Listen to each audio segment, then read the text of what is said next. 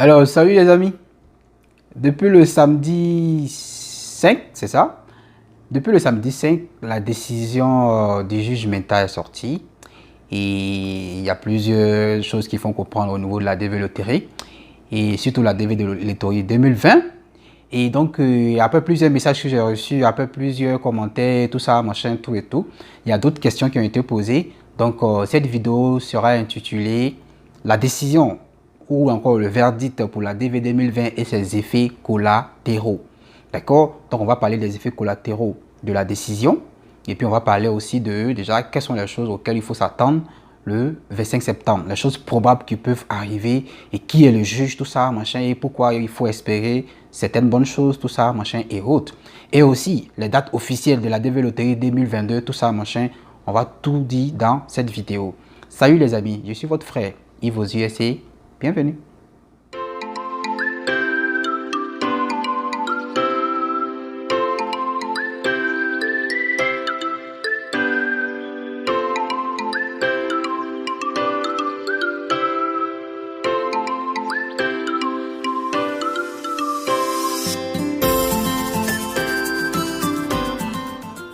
Alors, salut les amis, c'est toujours un plaisir de vous retrouver, c'est toujours avec joie. Merci pour tous vos commentaires, merci pour tous vos efforts. Ça me donne la force de continuer à vous informer, à faire des recherches et surtout vous mettre à jour de tout ce qui se passe concernant la développerie et la vie aux États-Unis. Alors, comme je vous l'ai dit d'entrée de jeu, voilà, la décision est tombée ce samedi. J'ai fait un direct là-dessus, mais il y a d'autres choses, il y a d'autres détails que je n'avais pas donné dans le direct de la dernière fois et c'est contenu ici aujourd'hui. Alors, déjà, pour ceux qui viennent de découvrir la chaîne, je suis votre frère Yves aux USA. Je suis là depuis environ 5 ans. Alors, cette chaîne a été créée pour lutter contre l'immigration clandestine, pour inviter les uns et les autres à jouer à la Green Card ou encore choisir de façon légale ou les moyens on va dire les moyens légaux pour venir ici aux États-Unis. Alors, donc, si vous venez de découvrir cette chaîne, n'hésitez même pas, abonnez-vous à cette chaîne et puis voilà, vous aurez les notifications, activez la cloche de notification bien sûr, vous aurez les notifications lorsqu'il y a des nouvelles informations, il y a des nouvelles vidéos et bien d'autres choses. La DV Loterie commence très bientôt, donc vous gagnerez à vous abonner à cette chaîne.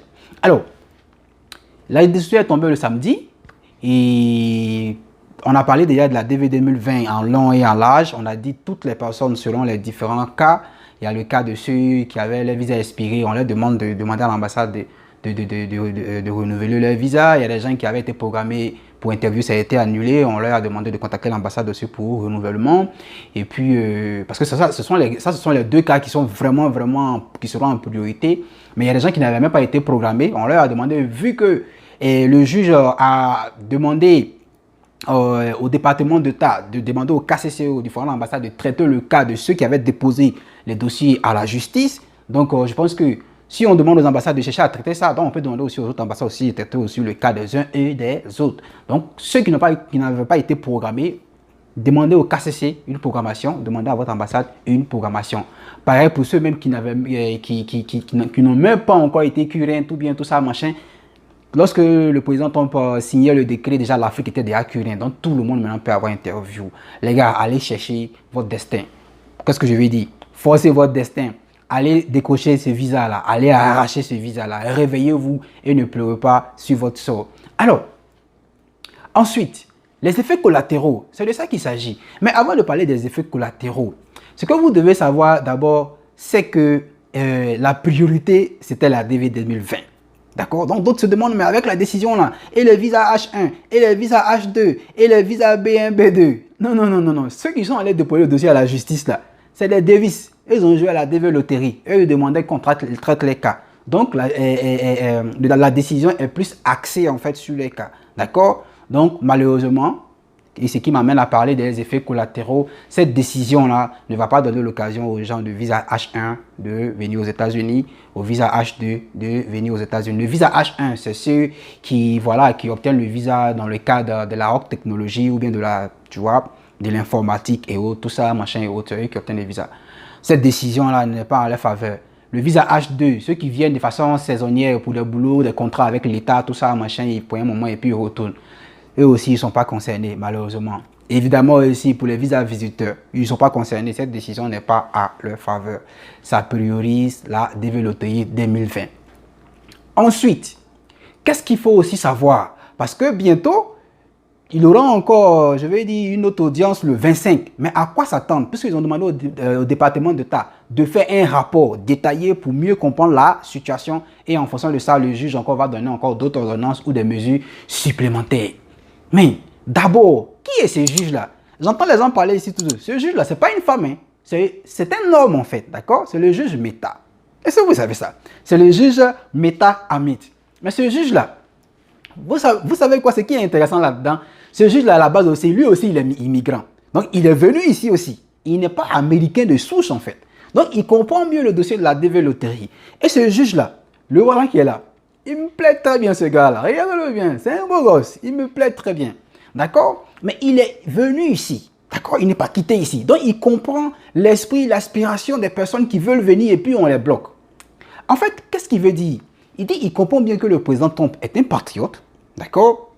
Mais en même temps, il ne faut pas mélanger les choses. Parce que le président Trump dit quoi? D'abord, il y a le marché du travail qui est descendu. Mais aussi, à la base, le président Trump, lorsqu'il venait au pouvoir, il n'était pas partant pour l'immigration.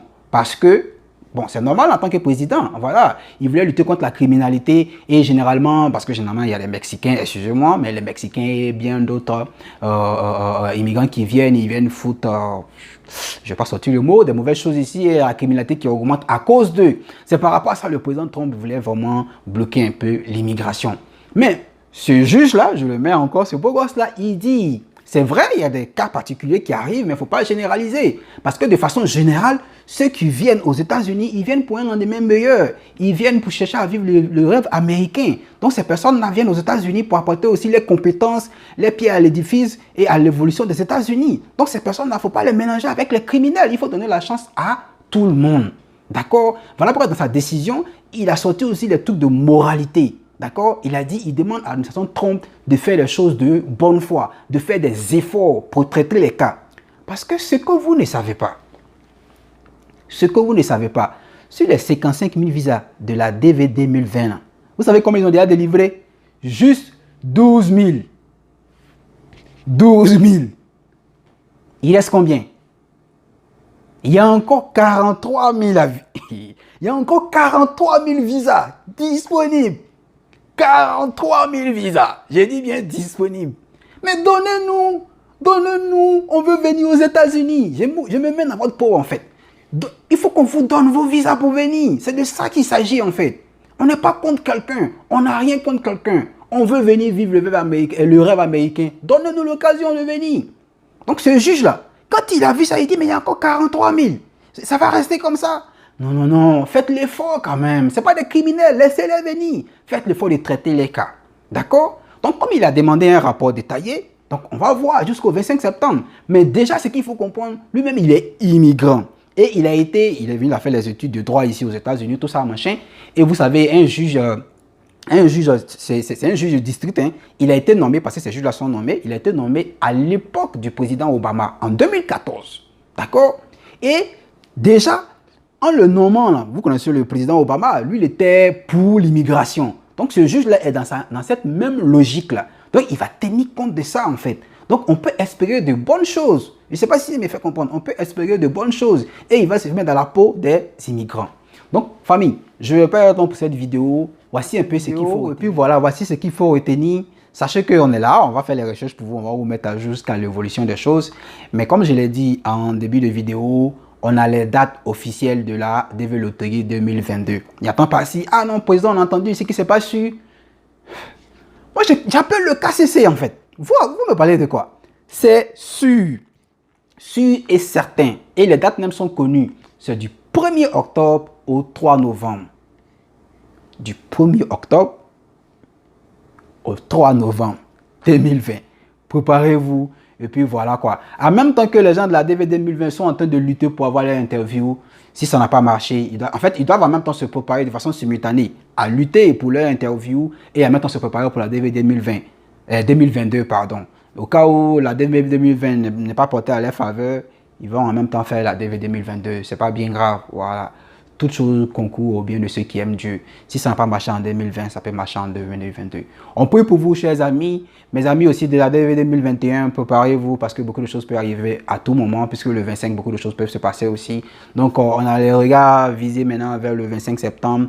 Mais pendant ce temps, dès 2020, luttez, écrivez aux ambassades. Si vous voulez même mettre la pression, ne laissez pas respirer. Forcément, les bonnes choses vont se passer. Alors, les amis, que Dieu vous bénisse. Et puis voilà, je suis votre frère Yves aux USA.